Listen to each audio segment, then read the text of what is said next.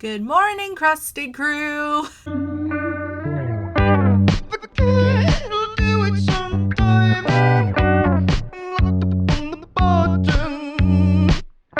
Hey guys, it's me, Tatiana. Welcome back to my channel. So for today's video, we're gonna get a little controversial, seeing as what I'm gonna be talking about may be viewed as an unpopular opinion, but I thought I would offer an unpopular opinion and a different perspective about this brand and how I view it as a bigger girl. Dollskill has done not even some shady stuff. They've just done a lot of bad things. I used to buy Dollskill pretty often, every few months, because at the time it was the only brand that was offering me alternative fashion without restrictions. I felt like I could go on that website if I was looking for an edgy outfit, just trying to look sexy, trying to look cute, trying to boost my confidence. Dollskill was that girl for me. That being said, Dollskill is also one of those brands that I be giving major side eye to, and I will link some pretty informative videos down in the description below talking about the history with the brand, along with a nice roast session from Nisi Pizza, who is one of my absolute favorite YouTubers. For those who absolutely do not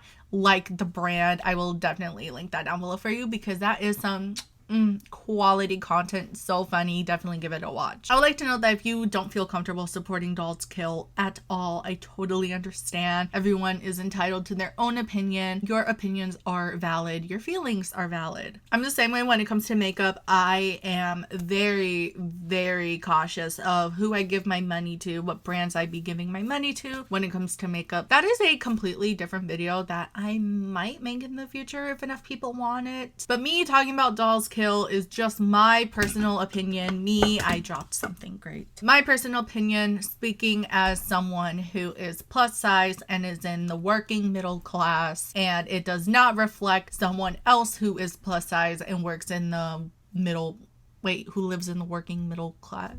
Someone who's not rich or poor, just here. So I cannot speak for everyone who's in the same situation, and I just hope we can all be respectful in the comments below and just share our opinions about the matter, because I am very curious and looking forward to how this comment section is gonna look like, because like I said, I am going to be offering some controversial opinions about Dollskill and whether we should be supporting them or not. So this video isn't meant to give you a summary of the different scandals that Dollskill has been in, which is why I'll be linking those kinds of videos down below. You can do your own research if you would like, and I highly recommend you to. In this video, I'm simply going to be talking about why it's really hard to boycott a brand like Dollskill if you are a plus-sized person. I'll be throwing in some comparisons to other brands such as Brandy Melville or Shein, and why ethical consumption it's really hard to attain if you are in working middle class or plus size. They're working on construction outside my house, so if you hear that, I am very sorry. Dollskill is an online retailer, and they're best known for their alternative fashion. If you're going to a rave, you're gonna find your outfit. You're going to a music festival like Coachella, you're gonna find an outfit. You're gonna visit a sex dungeon, you're gonna find an outfit. Hell, even cottagecore. You're into cottagecore, you wanna have a cute little picnic with your friends, well, guess what? Dollskill has an option. So the average Karen isn't gonna be shopping on Dollskill, but someone like me is someone who likes alternative fashion, and they like to switch up genres. If you guys watch my channel, you guys know that I like to range when it comes to fashion choices. So I would like to go for a more goth style, but give it a video or two and I may come out with some pastel kawaii inspired kind of look, a more natural look. Today I don't even know what I'm going for. I just threw on an oversized, slightly oversized, at least like here, oversized Jason Voorhees sweatshirt, not sweatshirt, it's a jersey with a matching scrunchie that you can't even see. But these earrings are from Dollskill. This is from Hot Topic, if anyone's wondering. I got it from their website. But these earrings are from Hot Topic, and I've never seen anything like this out in the wild. So such a simple concept, but there it was on Dollskill website. I can say from personal experience that Dollskill has been a huge confidence booster for me. Okay, I had to switch up the lighting. I'm really sorry about that. But I feel like an absolute absolute baddie when I wear their clothes. Dollskill makes me feel really sexy. When I want to feel sexy, I will probably pull out an outfit that I've bought from Dollskill. Their website has been an absolute confidence booster for me because I feel like even though I'm a bigger girl, I'm able to dress the way I've always wanted to dress. And that I shouldn't be limited to what options I have just because of my size. I have hypothyroidism, so my weight tends to fluctuate quite a bit, which is also why I may be looking a little chubbier than usual. So it makes it really hard for me to lose weight. Like, to be a skinny mini, it's practically impossible for me. My hypothyroidism is just very, very, very complicated. I'm just always gonna be a thick bitch, and that's okay. And I have been really thankful for Dollskill for giving me clothes that fit my aesthetic, and they make me feel cute, they make me feel fun, they make me feel sexy. However, there's a however. Whenever I buy from Dollskill, I can't help but feel guilty supporting their brand, because I've seen so many people criticizing the brand, rightfully so, for their problematic and just downright disgusting behavior. Why do I still shop from the brand? Well, the answer is simple. Other brands simply don't cater to plus size people like Dollskill does. I feel like a lot of well-known brands, when it comes into their catalog for plus sizes, pretty much indirectly are saying that fat bitches should cover up more. A good example of this has to be Forever 21. It's nearly impossible for me to find a crop top from Forever 21. I always have to squeeze into the normal section and get a large, because they don't have extra large. They don't have extra large. The catalog for skinny people versus the catalog for plus size people is drastically different. There is a lot more fabric and covering up of the tummy, covering up of the thighs, of the butt, of the chest than skinny fashion, or their skinny section, their normal section. I know I'm saying normal section, but I don't like saying it because there's no such thing as a normal body for me. But for the sake of comparison reasons, I'm gonna be referring to skinny section as the normal section, which is where a lot of brands tend to put most of their focus on. I feel like a lot of brands, they think of plus sizes as an afterthought. They're not really focusing on their plus size section, which is why most of the time it's half-assed and it's the same tunic, it's the same annoying crisscrossy shirt on the chest. You guys know what I'm talking about. Like wearing tunics, wearing graphic t-shirts with just one quote talking about how I don't feel like adulting today, or something with an animal on it. There's always an animal on these. Just covering up a lot of our features as if there is something to be ashamed of. From what I'm seeing, Dollskill is one of the very few brands out there that actually cater to the plus size and inclusivity when it comes to their catalog. A lot of their stuff that you see on the skinny section, you can see available on their plus size section, just obviously in plus sizes. I can get away with shopping from their skinny section. I'm either an extra large or an extra large. Sometimes they'll make pieces specifically for plus size people that are just so cute. They're so cute and a huge confidence booster. And I know I'm not going to find anywhere else that sells stuff like this without a catch. We'll get to that. And the prices aren't bad either. Now, I'm not going to talk about how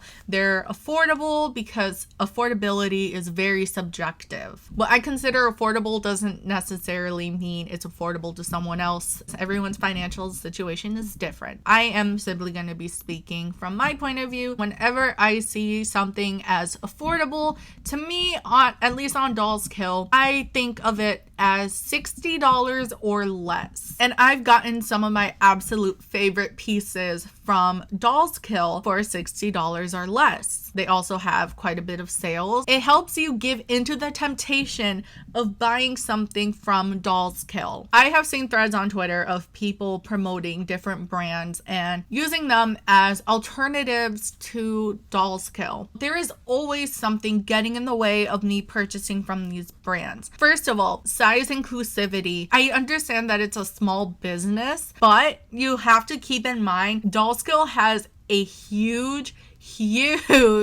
advantage when it comes to size inclusivity, because a lot of these smaller brands only go up to a large or sometimes even a medium. They're an extra small, medium, and sometimes a large. And I am not gonna fit a large. Depending on the clothes, depending on the material, I'm not gonna fit a large. And if I do come across something that's really cute and it is available in my size, they're really expensive. I've seen some things that I'm like, ooh, yeah, I want to buy this. I want to support a small business. Oh, it's available in my size. That's so great. What do you mean it's $200? I am not here to say that if you are a small business owner and you're selling something for $200 for a single piece of clothing, I'm not saying that your hard work isn't appreciated and your work is not worth $200. What I am saying is, me as an average working class person still living with her mom, it is simply unrealistic for me to drop $200 on a single piece of clothing when I could take that amount of money somewhere else and get multiple pieces of clothing. There are YouTubers out there that have hauls where they spent like $1,000 on a single website. I am not that YouTuber, and realistically speaking, you probably aren't either. Let's take a look at Brandy Melville, because I have something to pick with Brandy Melville. You look at me. You know I'm not shopping at no Brandy Melville. If you don't know what Brandy Melville is, it is a retailer, and they are known for their one size fits all or one size fits small approach when it comes to clothing. They very rarely will offer something up to a size medium. When it comes to their inclusivity, it's just absolute shit. Sizing wise, it is terrible. And even just on their social media, it's bad. Basically, what I'm seeing is a lot, and I mean a lot, of white girls like shopping at Brandy Melville. A lot of white girls like shopping at Brandy Melville. And if you go on their Instagram right now, it's a fun game I like to play. I call it Where's the Representation, where I scroll and scroll and scroll and look for a black model, a Hispanic model, just anyone of color. It's even more fun if you want to look for a guy.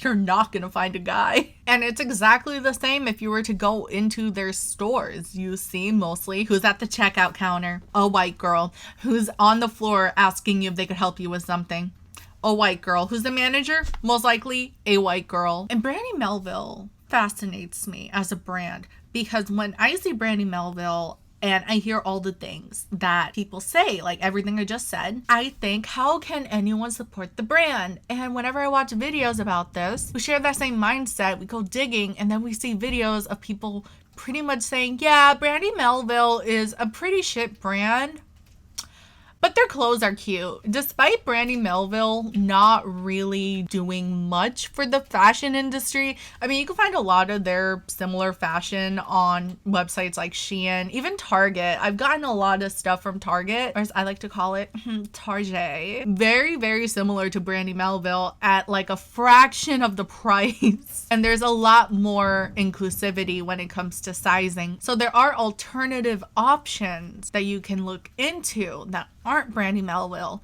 but people will continue to buy from Brandy Melville simply because they're cute. So why is this such a bad thing if me, as a plus size girl, want to continue shopping on Dollskill's website because I'm unable to find any other affordable options for me that are ethical? Oh, but wait, there is an affordable option. Shein, you know, that fast fashion brand that everyone likes to drag on. Shein has recently started rolling out a bunch of edgy clothes in the plus size section, and I am living for it. That last shirt that I wore in my last video, I got that from Shein, and I think it's absolutely adorable. But the issue is, Shein, fast fashion, any brand with fast fashion is not ethical whatsoever. Why do you think the prices are dirt cheap? However, they are very problematic, just like Dollskill. So if I'm on here and I say I like shopping at Shein, there are always going to be people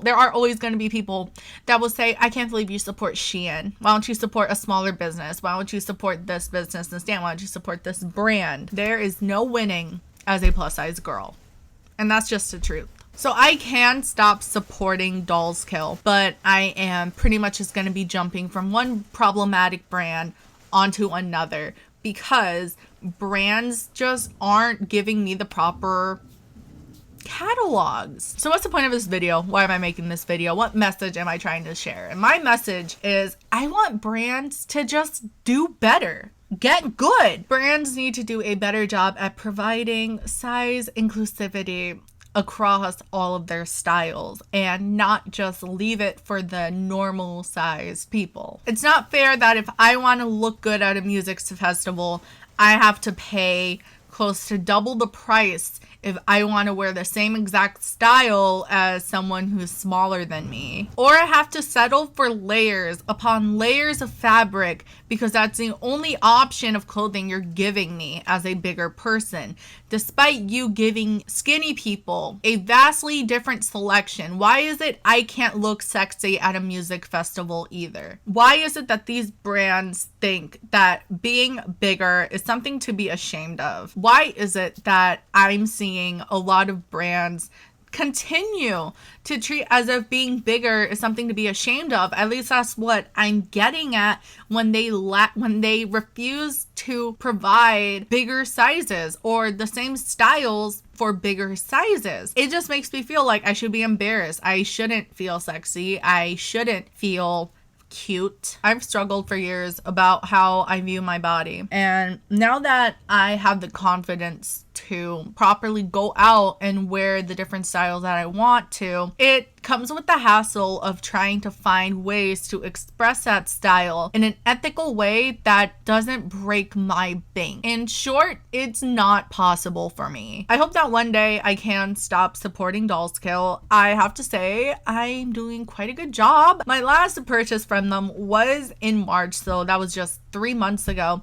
But before that, my last purchase was in July, so a little over a year ago. And I think that's great. Only 2 purchases within a year because I know I'm not shopping on there anytime soon. At one point, I was constantly buying something like every 2 weeks or so. Let me tell you something about that Afterpay. It is dangerous. So I would like there to be a day where I can just completely, and I mean completely, stop supporting Dollskill. I just really wish brands can do better when it comes to size inclusivity. I feel like it's not really fair for bigger people be so limited when it comes to different brands and then get shamed for still supporting brands like Dollskill or Shein. And it's like, and the other brands aren't providing options for me. Like, what do you want me to do? I understand this video was definitely more on the controversial side, so the comment section should be fun. Feel free to leave a comment down below. I am definitely interested to hear all of your thoughts regarding this. Do you disagree? Do you agree? What do you think? I am eager to know. So all my social media will be down in the description below, along with my Wizard 101 Discord server, because I love Wizard 101. I stayed up until 2 a.m. Yeah, like almost 3 a.m. just playing with my friend Kellen on Wizard 101. And it was a grand old time. I'm a level 49 and he is a level 120. So needless to say, he helped me out quite a bit. I'm already halfway through Dragonspire. I know! Isn't that crazy? I know! My last video, I was just starting out on Dragonspire and now I'm halfway. I love that for me. If you guys like this style of commentary, feel free to leave any comments down below with ideas of what you would like to see in future videos. I do have a really good deep dive video. I'm planning. I'm gonna film and I'm gonna send this to my MacBook, and then I am going to do some research, and I am very excited. I think that's all I have to say. Hit that subscribe button, comment down below, follow my social media, join my Wizard 101 server, and I will see you guys in the next video. Bye.